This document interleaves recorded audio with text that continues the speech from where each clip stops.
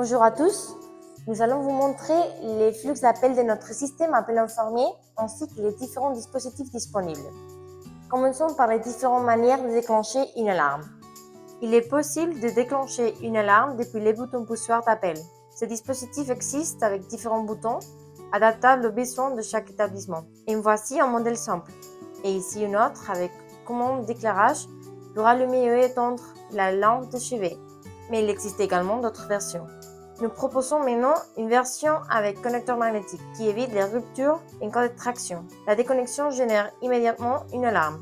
Comme vous pouvez le voir, son design ne permet la connexion qu'à un seul son, garantissant ainsi une utilisation correcte et sécurisée.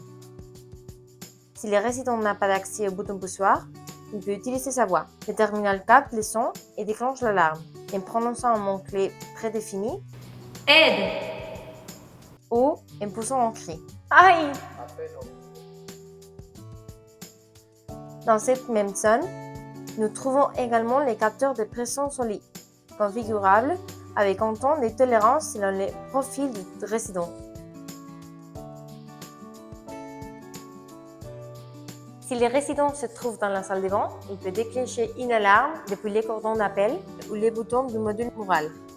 À noter que le cordon est anti-étranglement pour garantir la sécurité du résident. Dans certains établissements, les résidents portent aussi un médaillon qui leur permet de déclencher une alarme.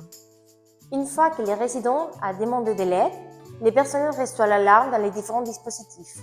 Mais tout cela est personnalisable selon les besoins de chaque centre. Le personnel peut recevoir l'alarme sur un téléphone DECT ou IP. Dans la salle de contrôle, une console infirmière est souvent installée. Elle affiche les alarmes et permet aussi de communiquer directement avec le terminal de la chambre. Si l'on dispose de l'app, l'alarme y apparaît également et il est même possible de répondre et de parler directement avec la chambre via le terminal. Si, par exemple, un médecin reçoit une alarme qu'il se trouve dans une autre chambre, le système active la fonction « Suive-moi », ce qui affiche l'alarme sur le terminal de la pièce où il se trouve.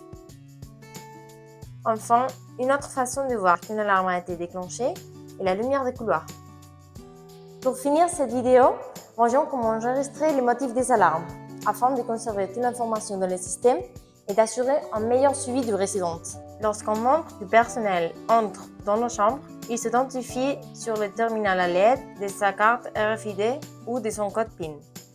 Une fois connecté, les soignants voient différents motifs d'intervention personnalisables pour l'établissement selon les rapports qu'ils souhaitent obtenir. Voici comment nous enregistrons l'alarme générée. Il est possible de le faire sans commentaire ou d'ajouter une observation soit par écrit ou par message vocal. Par exemple, Alberto est tombé.